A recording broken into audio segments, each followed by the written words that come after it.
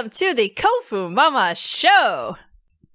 Today we have an award-winning author, Deborah Ann Davis. She is a teacher turned life coach. She is also a certified personal trainer and an environmentalist. Hi, Deborah. Thanks so much for being on the show today. How are you? I'm really good. I'm so good it's scary. That's definitely the first time I heard that. I'm so glad you're doing good. Doing very good today as well. So let's just get right into it. So you've had several bumps along the way. I mean, you've had a life-changing car accident, Lyme disease that affected your heart, even a surprise pregnancy. I mean, what was the biggest, bump that you've had along the way that's, that's had a big influence you and got you where you are today? Well, I believe that we are the sum total of all of our experiences. So everything that I've ever experienced got me here, the good, the bad, the ugly, all of it.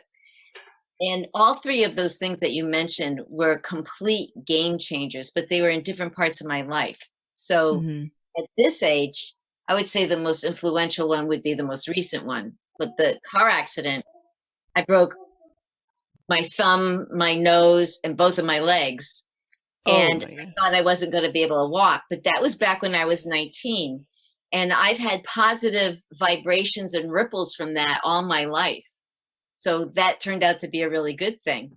And the Lyme disease, it was the beginning of the change in my life when I went from a career as a teacher to a career as being a parenting coach. So kind of just depends on what it is. And then, of course, having my daughter, that is a game changer, as you well know. And yeah, my husband and I got married very fast, but he was my first boyfriend when I was in high school. He was my first kiss. And we Oh, that's got so married sweet. 15 years later, right? So when we got married, we only basically dated for 2 months as Oh, adults. Yeah, so we did it quick.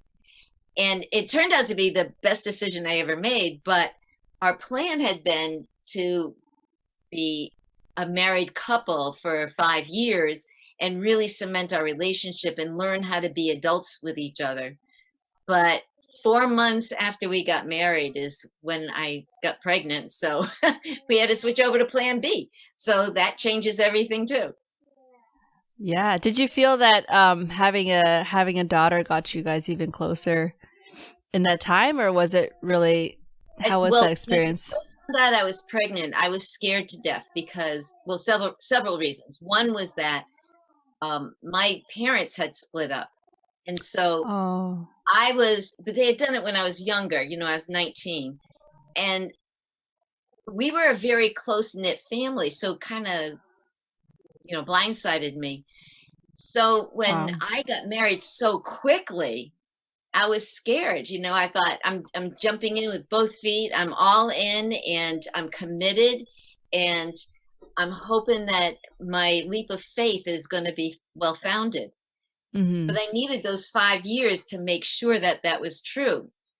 But Right. all of a sudden, I was trying to learn about how to be a partner in life and a wife, and now I was going to have to learn how to be a mother. Mm-hmm. And so that was one issue. Then the other issue is I'm the teacher of high schoolers. If you've got a high schooler, I'm your girl. I know what to do if you've got a situation. I was thinking about being the mother of an infant. I was thinking, okay, when's she going to learn to talk? I was scared to death. So, yes, she was Yeah. a game changer. Did it bring Def- us closer?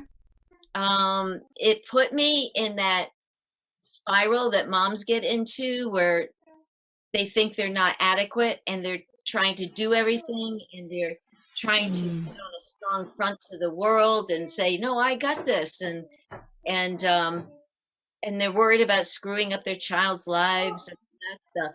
I was in that place as a young mother.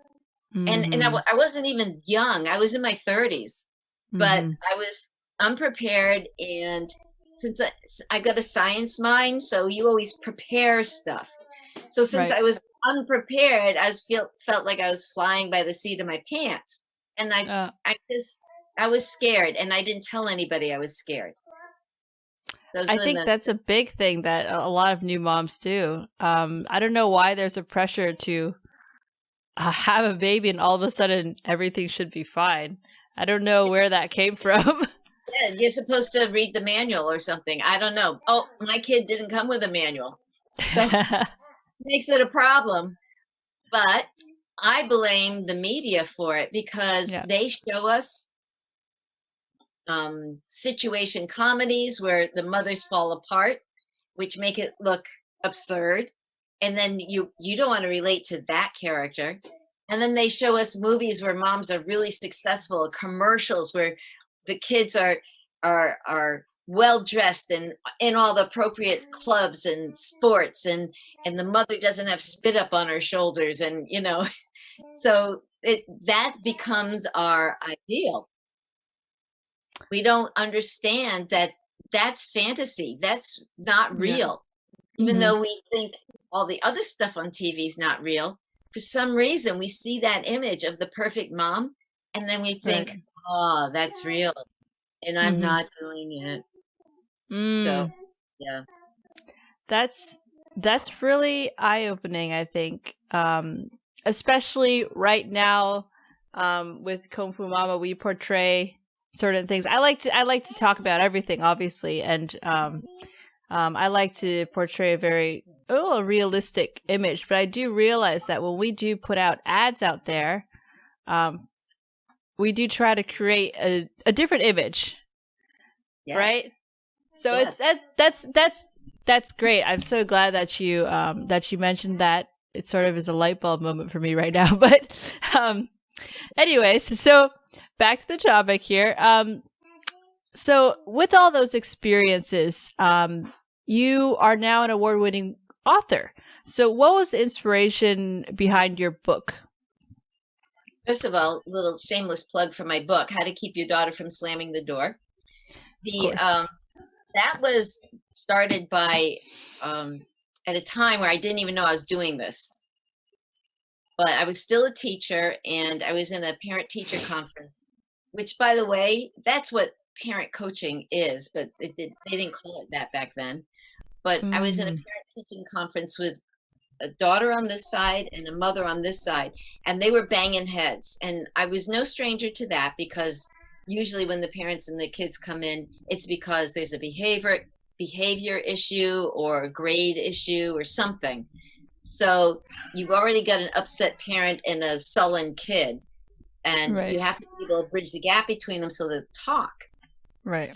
In this particular case, the girl was sitting back and rolling her eyes and looking to the side, and her mother was taught. It was about grades for this particular girl, and the Mm-hmm. mother burst into tears.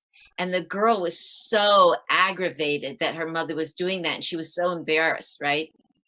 And I said to the girl, "Do you know why your mother's crying?" And she said something like, "Yeah, because she's mad at me." And I said, "No, she's not crying because she's mad at you. She's crying because she's scared. She's scared that she's messing up your life. She's scared that she's not able to help you get where you want to be. So when you look back on this time, you'll be pleased with it." And the mother was like wiping her nose and nodding her head and saying, "Yeah, that's it. I'm scared." And the daughter was dumbfounded.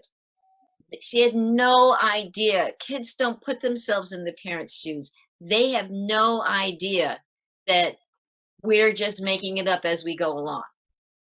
And when I stopped teaching, I decided I was going to be an author, and I started with YA novels. I like humor suspense, so that's what I wrote. And Cool. I ended up running into a student of mine who I had taught, a different girl, and I kept her after school for a very long time because she had an abusive boyfriend. She wasn't even old enough to drive. And Oh apparently she'd my. had an abusive boyfriend periodically since the seventh grade. So she had this Oh pattern my. going. I know. and she had this pattern going, and she wanted to use my room as her locker so the boy wouldn't be able to find her in between classes. So I said, yes, but you have to come see me one day a week, every day, every week after school. We're going to talk about relationships. So with that young lady, I had to come up with techniques, games, ideas, things that I could get her to engage in so she wouldn't feel defensive or if like I was judging her, so that she would open up and explore herself. Because it wasn't about what I thought she should be doing. It was about her meeting herself so she would know who she was, so she would be dependent on these negative relationships. So at the end, we made this little cheat sheet, and she put it away, and I said, you use that. That's your list that you have come up with of what you want, and you pull it out whenever you need it. So I ran into her like 5 years later, and she had it laminated in her wallet. Oh my gosh. I know. And she pulled over this friend who I didn't know, and she said, this is that teacher I was telling you about. Show her yours, show her yours. And that girl had one in her wallet laminated. It was a different list. And my student said, well, I don't remember everything that you said, but I tried my best. But, we've been single for a long time. So they were proud about it, that they were happy with themselves. That girl and her friend told me I needed to be putting this stuff in books. So I ended up writing this book so the moms could stop being scared. And the thing is, what parent coaching is all about is you sit with a coach, you talk about your relationship, and the coach picks out the things that you are already doing that are good. So you can keep doing those things. I see. And then we supplement them with things that will help shore up the parts that are not so good in your relationship. I mean, we didn't have lessons. Our parents didn't have lessons. So we're all making it up as we go along.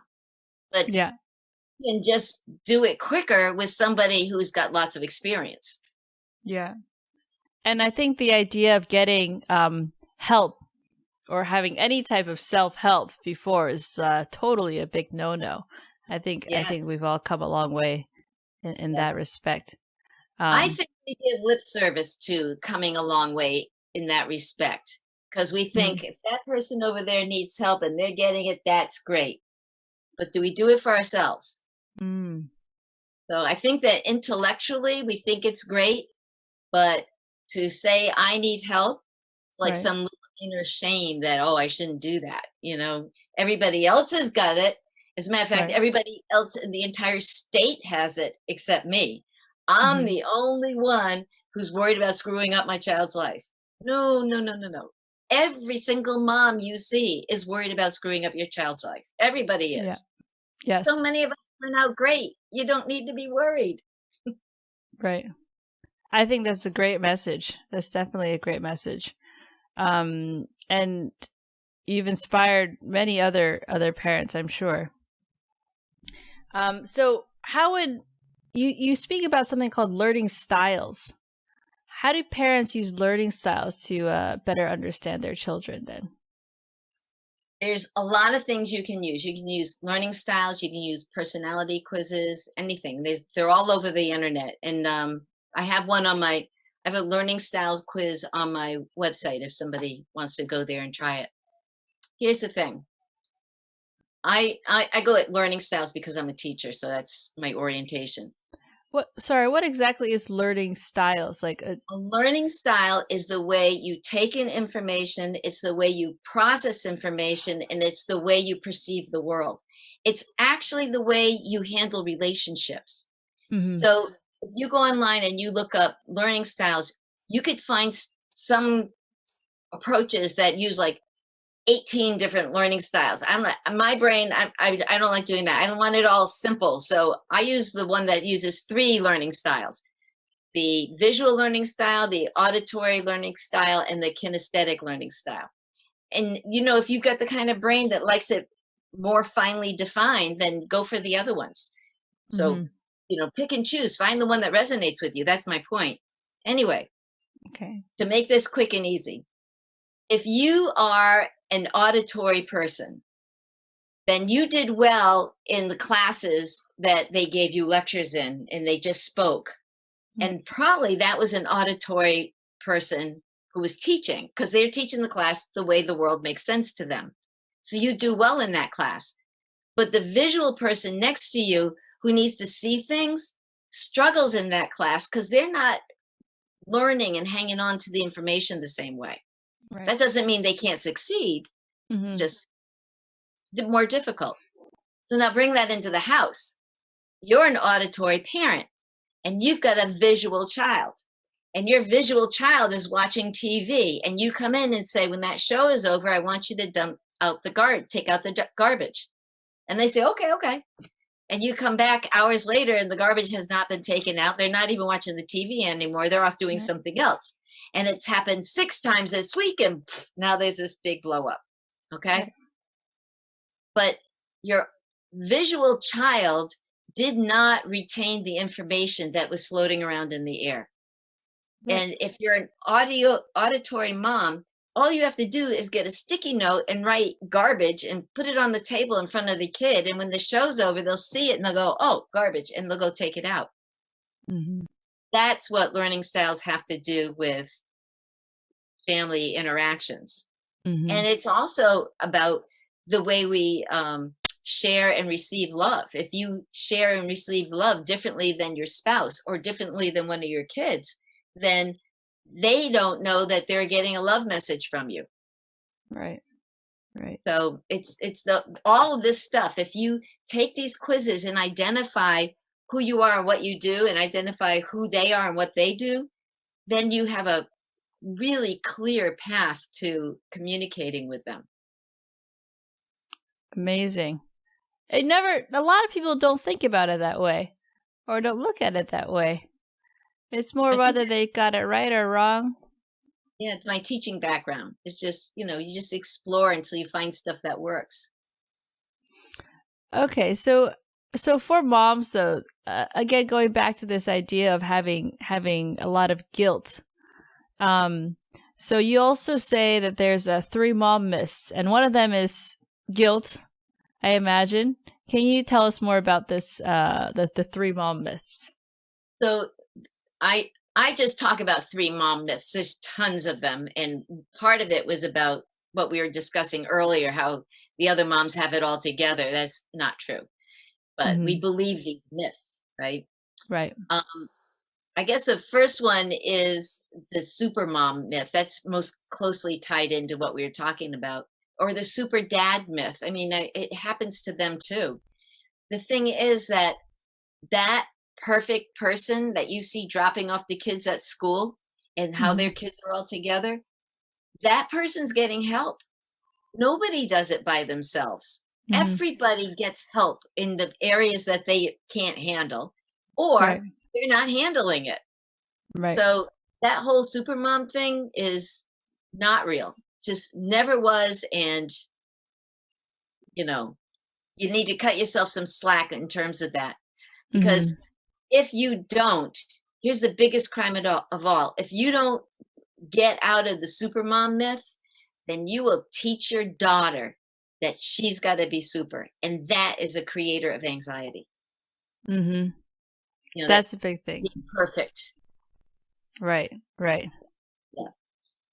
Then the second myth is about the plenty of time myth, where we want to make sure our kids have all the same things that the other kids have, and that they have more than we do. And so we start putting stuff on our plates, like when my daughter was little, I signed her up for ballet lessons and for t-ball lessons, which is like, beginner baseball. I'm so glad she didn't like that one. And it was so boring. And then, and gymnastics and what was the other one? Ballet, gymnastics. Oh, and karate, right? And then back in the day, this TV show came on, and all of a sudden I realized that I was raising a Power Ranger. Wait, I don't want a Power Ranger. What am I doing? But I was cramming her life full of all these things because I thought it would make her life better going forward. She ended up playing basketball. So naturally they'll gravitate towards something, right? And you just have to pick up on the cues. They'll find a friend who's doing something and they'll want to do it with them. It's all good. And here's the problem. We fill our schedule with so much stuff, right? Yes. Every single minute is scheduled and it all works just fine on the calendar, but it doesn't work well in real life. Everything gets scrunched up against each other, right? Yes. And then something happens, like your washing machine goes on strike, or somebody's invited you to go away for the weekend for your family, or the kids have a new performance at school. The biggest problem is we don't take something off of our plate and put this new thing on in place of it. We just shove everything over to the side and then add these new things on as if we had extra time for them. Right. And then that rackets up our stress. Mm-hmm. So there is no such thing as plenty of time. You get 8 hours to sleep, get 8 hours of work or school, and then you've got 8 hours for everything else. That's all your quality time, all your meditation, all your self-care, all your interactions with your children, the homework, the sports, the relaxation periods, the times where you're just rolling around and giggling or cuddling. All of that's supposed to be fitted in there.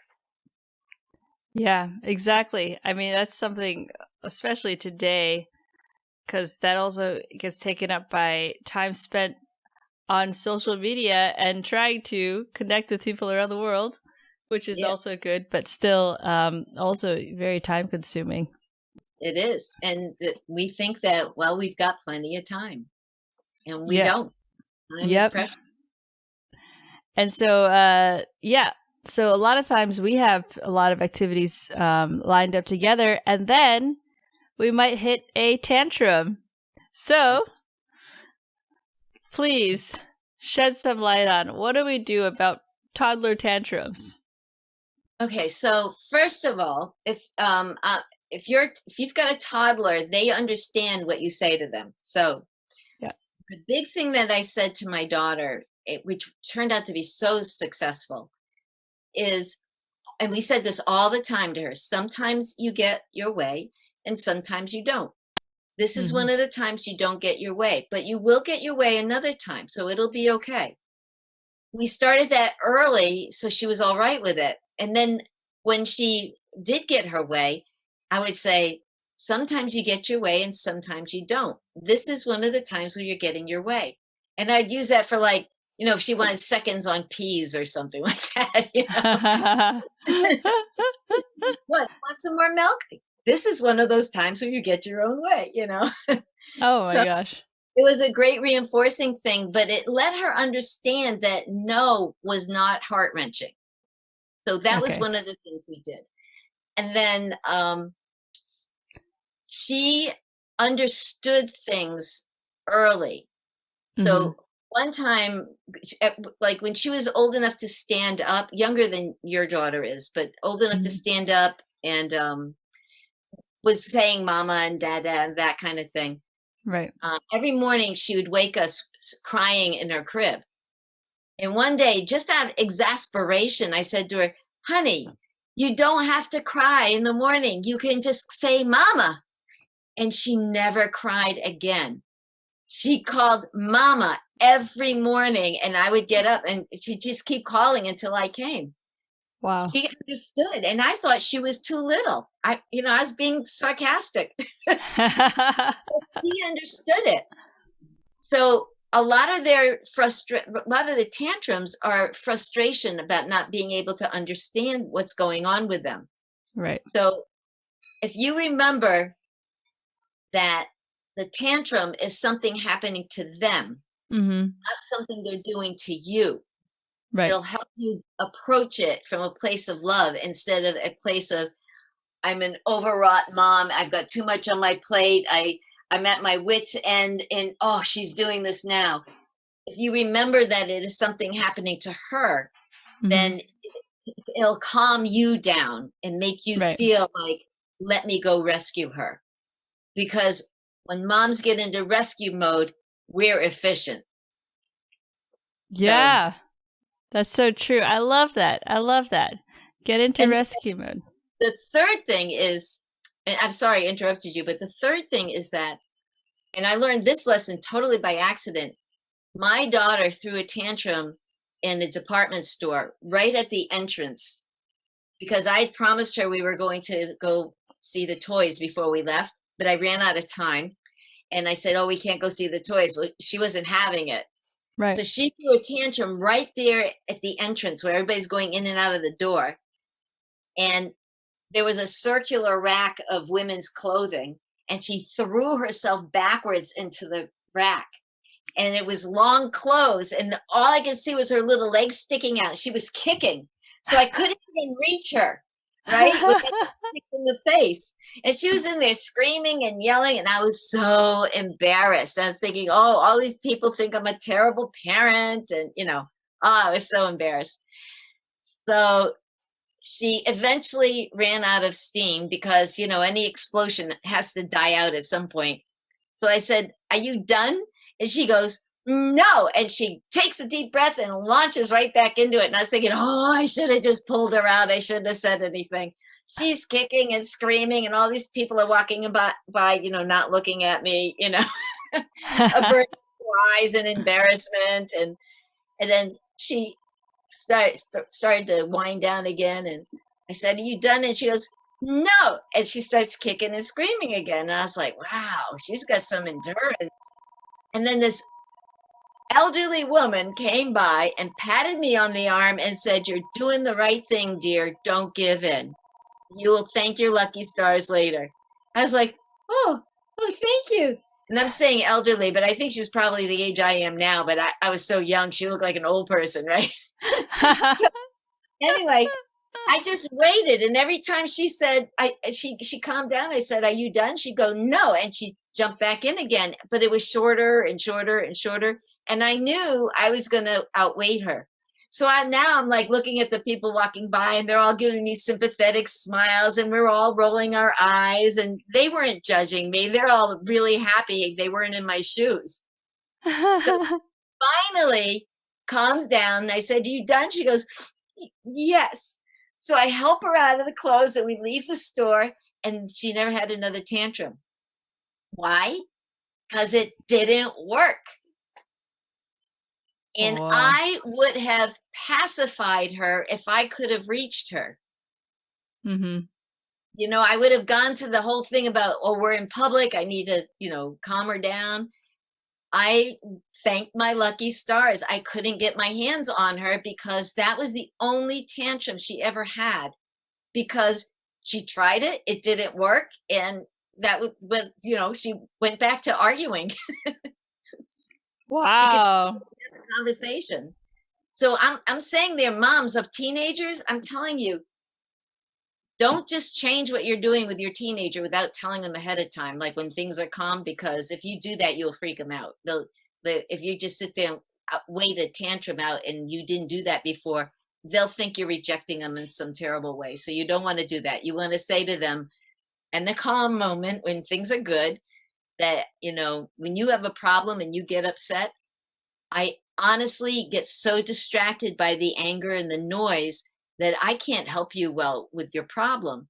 So this is what we're going to do, because I think we can do this better. And I love you so much that I don't want to be in these situations with anger with you. So the next time this happens and you get that upset, I'm going to step away for a couple of minutes. And then when you feel better, we're going to come back together and we're going to talk. And then you and me together will solve your problem. But honestly, I really can't focus when you're yelling. I mean, how you can't focus when I'm yelling, so you must know what I'm saying. Right. So, and then let your teenager run their gamut on their tantrum, because your teenager will say, well, that was a waste of time and I didn't get my way. So right. I got to find a more strategic way to approach my parents to get my way, because yelling and sulking and slamming the door isn't working. Right. Yeah, that's very enlightening. So parents also, if they're too stressed, are there any other quick tips you have if they just are like really up in their head? Yeah. Oh, yeah. And these are really quick and easy things that you can do. I'm a science geek, so I'm all about what the body can do physically to change its body chemistry and make you feel better. Right. So these things I'm telling you, you don't have to believe them for them to work. You can just do it and it'll still benefit you. But just like changing your routines with how you're handling tantrums, you have to tell your family you're going to be doing these things or you are going to freak them out. Okay. So the first one is my favorite. I call it the fake smile. And when you smile, these muscles trigger all these nerves that generate impulses to your brain, which help trigger your happy hormones. Okay. That is a physiological response. If you fake smile, your body can't tell the difference. It does all that happy hormone generating, even if you don't mean it. So if you're upset and you're in the middle of an argument with your significant other or your child, if you suddenly just make a grin, that's why you have to tell them ahead of time or they'll think you're like flipping out. But if you grin at them, you will change the chemistry in your body. Oh my God. Physically start generating happy hormones in your gut and in your brain. And that will change the way you're doing things. I love that. My daughter says to me now, she's grown, right? She says to me, Mom, I used to hate it when you'd say to me, smile in the middle of a fight. I say, I would realize that we're escalating. And I'd say, all right, come on, smile at me. Just go like this. Just grit your teeth and move your lips apart. Just smile at me. And she'd say, Mom, you're not listening. I said, just smile at me. Just do it. She'd go, all right, like that. And then, it would interrupt the whole negative cycle. She'd still be mad. We'd still be arguing, but we were no longer escalating. Mm. So that's my first quick fix, the fake smile. Okay. And then my second one is looking upward. So it's not about raising your chin. It's just casting your eyes upward. That physiologically creates happy hormones. So if you for people who are listening right now, just take a second and think about what the area between your belly button and your throat, what that feels like right this second. And then look up and see if you can feel a little tingle, a little feeling of relief, or a little positive feeling inside of you. And then look straight and then look up again. And just see if you can feel this little rush. That is body creating the happy hormones again. And then the third one that does that is a quick, loud exhalation. Like that. Right? You can think of it as like a sigh of relief. And, right? Doesn't it change your chemistry? Doesn't it make you feel differently when you do it? Right. You feel kind of refreshed. Put all three of those together. What do you have? A hissy fit. Think of a teenager who rolls her eyes and goes, and is grinning sarcastically at you. They are self-soothing instinctively. They are stopping the escalation, not even knowing what they're doing. But when we roll our eyes in exasperation, that's easing us. That's making us feel better. We see our kids rolling their eyes at us. We take that personally and get mad. Again, that's not necessarily something they're doing to you. That's something happening to them. If you know this is going on and you tell your kids this is what happens, you say to them, don't do that in front of your teachers or other people. Do one of the other things to make yourself feel better, because they will see it as a sign of disrespect. And that just makes everything worse. But if you're going to self-soothe, then you do the sighing or tapping your feet, I just made the screen jump up and down, but you tap your feet up and down. That helps ground you. That is a self-soother. It is a happy hormone generator. Or if you can just grin, then you will make yourself feel better. Just don't roll your eyes in front of other adults. And me, because I love you, when I see you rolling your eyes, I will try to remember that that's not something directed at me. Yes. Okay, guys, all you guys listening, go and do these 3 things. Smile or fake smile, look up, and then breathe a sigh of relief, right? Exactly.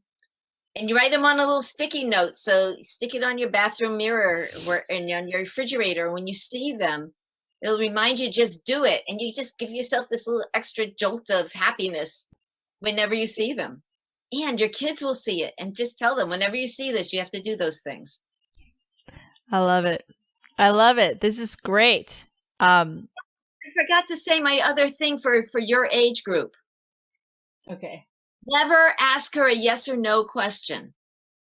It is not, are you ready for bed? It's, do you want to put on your pajamas before the bedtime story or after the bedtime story? Okay. Make it 2 choices that you can live with. That is very, very, very informative. I can't believe I forgot to say that. Right now, she's in this phase of everything is no.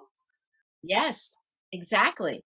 Exactly. She just loves to say no. When my daughter was little, the ages is like nose, eyes, right? We filmed her in her high chair. There were peas on the little table part, and she was eating them one at a time with her fingers. And I was asking her all these questions because she understood and right? All right, I am a science geek. Okay, so I'm sitting there saying this to my toddler. Are there 12 inches in a are there 12 inches in a foot? She's like, I said, is it 150 million miles from the Earth to the moon? She's like, so, is there 365 days in a year? Do you want to take a nap?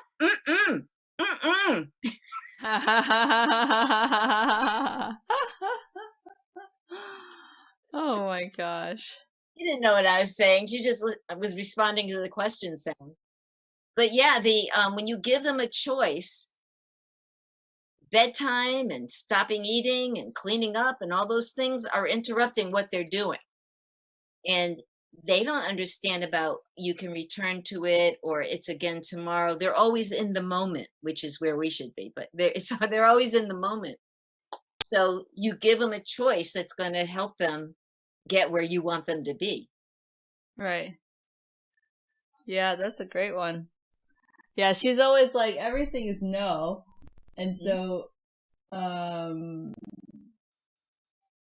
yeah, we definitely, I feel like we definitely are always giving into her tantrums.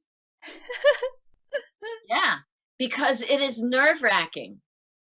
Plus, she's distressed. So one of the things you do is you can sit next to her when she's railing away and, get something that makes you look occupied, like a book, and then periodically say, are you done yet? I love you. Are you done yet? I love you. Are you done yet? And just wait. I mean, you're not going to be able to focus or concentrate. Just look like you are. Yeah. And she will learn that that's not going to work. Yeah. The thing is that I hear so many times that like, don't go pick up your baby when they're crying in the crib because they're just trying to make you do stuff. I'm like, babies only have one way to communicate with you, and they're trying to tell you that something is amiss. So you need to pay attention to that stuff. Yeah. I agree. I totally agree with that. Talk to you, when they can understand you, then that's when you start to train them. Yeah. So she's old enough to say, when you get mad, I'm going to let you get mad because I think you like the way that feels. So I'm going to let you get mad for a while. But I love you. So I'll be here when you're done getting mad. We'll talk. We'll talk when you're done. Are you done? Okay, we'll talk, and just be there with them so they don't feel rejected. Yeah. Yeah. Thank you so much for all these wonderful, wonderful tips you've given us. I feel like I learned a lot today. A lot of light bulb moments, I'd say, for our podcast today. So I very much appreciate that. I know our listeners appreciate that. So how can we find you? Well, I have, I'm all over the place really, but I have a website, deborahanndavis.com. And for your listeners, if you go to my homepage, there is a free copy of my book called How to Get Your Happy On.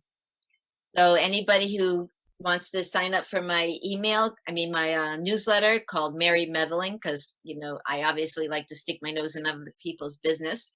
But if you sign up for my newsletter, you get a free copy of the book. Also, I'm on Facebook and I have a group called the Mom Meetup, Raising Confident Girls, and everybody's invited to join that. And then I have another group called Life Advice 101. And of Okay. course, anybody who's looking for a little help, the first session is always free while we figure out what you need. So if you just want to contact me, you can email me at info@deborahanndavis.com. Amazing. Awesome. So, yeah, thanks so much for all of that. And for all you listeners out there, don't forget to follow Kungfu Momma Show at Facebook, IG, and YouTube. And thank you so much for being here today. Oh, my pleasure.